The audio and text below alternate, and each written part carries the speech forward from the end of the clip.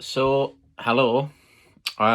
This is going to be just a short video. Well, I say short. Depends on how long I feel like talking for. But I'm just going to show you a little bit of what I'm doing.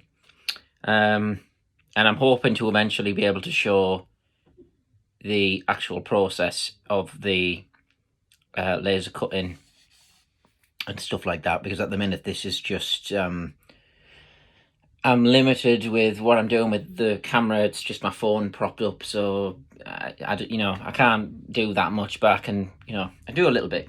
So in the background, you can see we've got the Tom Yardley Jones, 1983 to 1984 kind of prop, and then we've got the Arwell Jones,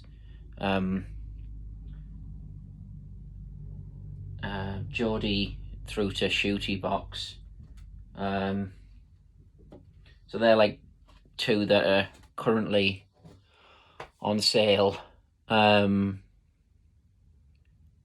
yeah, they're two I've finished recently. I do have another that's currently boxed up for a customer.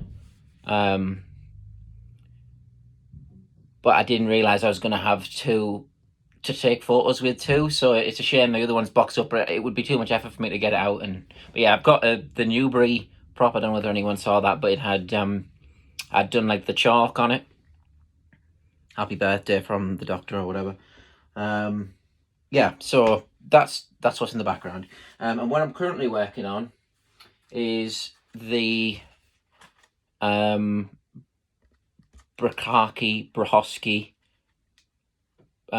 I've heard Brachacki from PB Props said Brachacki, so I'll take his word on that. I guess it's a Polish name, but yeah, the refit basically. So it's as little of that original box as possible, really, because the front and the back are gone. The only bits that are retained are the base, the roof slab, like the pitched roof and that piece, and then a lantern, obviously, and then the sides. And I don't even think the sort of strips are from the box, because they don't really match up in terms of, I don't know where you would take those from. I think they're just like planks that they've like bolted on, because obviously there are two bolts on either side. But yeah, the sides come from the original prop, so this is one of them. And as you can see, I've roughly drawn on where the polyfiller is going to go when I come around to approximating the sort of Artex texture. That'll just be a handy guide. That's like I've screen matched that to. I'm drawing from photos basically to draw that. So that's the left side. This one's a little bit different from the standard Brachacki Mark II. It's weird saying it out loud. I don't usually say it out loud. It's different from the one that I sell and the one I usually build, because there are no teeth to lock into the bottom base, because I actually built the base for this is the base. I built it for a different model. It was going to be a Hartnell box, but then I changed the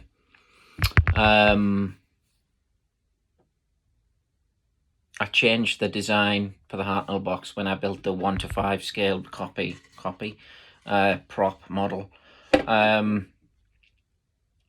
So these grooves, they wouldn't correspond to that anymore. So I was like, well, what am I going to do with this? Because I already had it prepared. It was on the shelf. It was on the shelf with the TYJ base, the two bases I made back in December.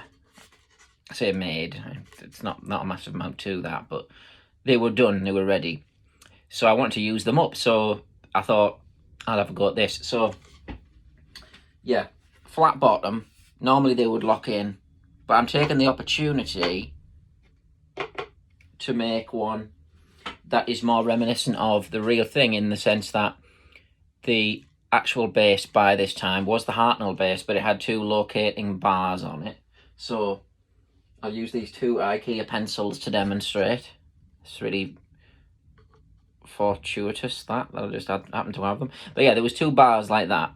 So they were then stuck to the base. And then whenever they assembled the box, the 4 sides were all attached. So they would then just put that up against the locating bars. And if you look at any photos, I'll attach a photo somewhere, you can see the bars. I remember I asked years ago, someone kept saying locating bars, and I was like, what does that even mean? What does that mean? And they just said, it just means to make sure it's in the right location. They're there to guide it in. And in some shots, so like I think in episode 1 of the Faceless Ones, when it cuts to a close-up and then the crew run away from the TARDIS, it doesn't have the base fitted. It's literally just the 4 sides and the roof, which is interesting because if I make this removable from the base, which I'm considering doing, you could then do that with it. But what I'm saying is when it is in wide shot, or the shot from above of the box materializing on the runway, it's further forward to the back, I think, like that. But the point I'm making is, or the point inside of a point I'm making is, the main shell of the box could move around freely when it was on the base because it wasn't really attached. And usually the way I build them and the way the kits are designed is that they all lock into the base and then it's a fixed thing. But this is also going to give me the ability to weather the bottom of the door porches. So these are like pre-assembled, so like I actually did the corner posts, even though this isn't the box isn't assembled. But it basically means that it made it slightly easier to judge the gap at the bottom. So the gap at the bottom, I knew there needs to be a gap, and I've left like a 2mm gap beneath the doors because that's what it should be. But knowing that that's going to sit flush means that it just gives you a better judge by eye of that the doors are being hung in the right place. But yeah, because I will have access to the bottom of the post, which is unusual because normally with a model they're built onto the base, so that you never really get underneath there. It's you put the strips on and that's it. There might be like a small gap, like enough to get a piece of paper underneath, but not very much. But that's going to give me the ability to basically sand the posts and take chips out of the wood and make it look more authentic still than any I've ever built before. So, getting back to it, for the videotape filming of, or not filming, that's not a great word to use, for the videotaping of The War Machines, episode 1, the box you see is this one, the refitted one. Now in the film sequences, I should really look this up, the film sequences which were shot before that are silent. You see the Doctor and Dodo leave the TARDIS, but they don't speak. I'd assumed before that was like a limitation of the technology, but it probably wasn't. They just didn't design it that way. But there's a shot of them stepping out of the TARDIS in Bedford Square, which is a real place, where I've actually been a couple of times. It's basically the same, but it's difficult to approximate the exact angle.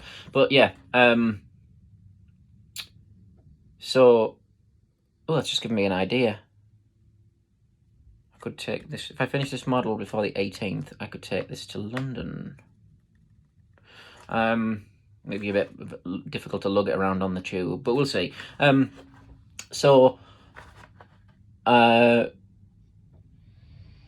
Yeah, the one they step out of in that silent film sequence is the original box, the Hartnell box that he's had all the way through.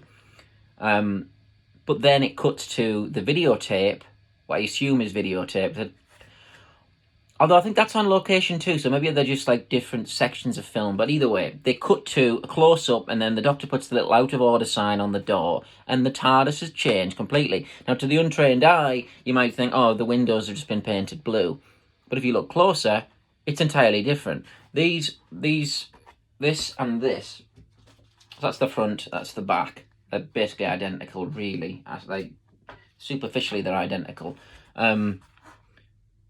These were built for the Celestial Toymaker. In the Celestial Toymaker, there were lots of white cabinets. I can't really remember whether they are meant to be the actual TARDIS or he's messing with the Doctor, or he's messing with Dodo and Steven, so he's got all these white cabinets. And they must have been built pretty well for what they were for, which is unusual, really, because they can't have had much money, and it seems strange they would go to the effort of putting so much, getting them so good. Because, I mean, they don't look particularly like the Hartnell box, but, I mean, it's not bad on a budget, a shoestring budget, And for them to build multiples, I'm sure it could be that there's one and they use it again and again, but I feel like I've seen more than one, like on screen together. So, obviously there's more than one. There's two of them. There's at least two of them. I know that. But yeah, when they come to refurbish the box for whatever reason, a couple of stories later, so Celestial Toymaker, then you've got the Gunfighters, the Savages, War Machines.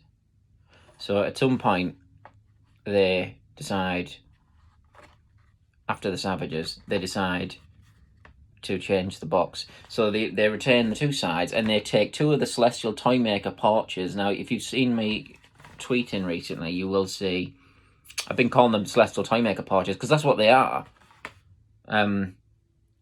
So they take two of those, they paint them blue, and they join the sides of the original box, which, it's on there. I'll show you the other side. This is the right side. They join that to the sides, and then there are upright strips attached there and on each side, and then they put a bolt about there and there, presumably to like, lock it all together. I don't really know how they would have constructed it, but that's not really the point. So yeah, so that's the model I'm building. But yeah, that was the origin of those, and I believe in the episode the white cabinets are built so that the doors open outwards. So these are the back doors, and at various points, so this box is then used in some form or another right through till the Seeds of Doom, where supposedly the roof fell in on Elizabeth Sladen. I've heard that's not true and that's a myth. So if that is a myth, I don't know. I've not looked into it that detail, but I've heard it's a myth. But yeah, the same box is used all the way through. So at various points, you see the doors open outwards and inwards. They open outwards in the beginning of the Ice Warriors for the scene where they all climb out of the box. However, they open very far outwards, so it's possible, this is entirely speculation, it's possible they aren't actually meant to open like that normally, and they've just like unhinged them and flapped them back and, I don't know, nailed them in place or something. I don't know. I can't remember. But it's, they do open outwards later, because there's a photo from Planet of the Spiders with them opened outwards. They were probably just double hinged. But because of the scale of this, and the way I build them, the most I can manage is about that, which is enough, because it's unusual for a model to have the back doors open anyway. They're only really like that so I can have them kind of ajar, and it just adds to the authenticity to see them ajar, because there's some photos from... The best photos of this box are probably from Abominable Snowmen. And there's a great photo of the back, and the doors are ajar, whether they're running a wire out through the bottom or what, I don't know, but yeah, they opened outwards. So, originally they were all built to open outwards, these cabinets, because you open the doors, or Stephen and Dodo presumably open the doors. I find it hard to get a handle on that story at the best of times, but so the front doors, they take two porches. The ones they use for the front, they rehang the doors so they can open inwards.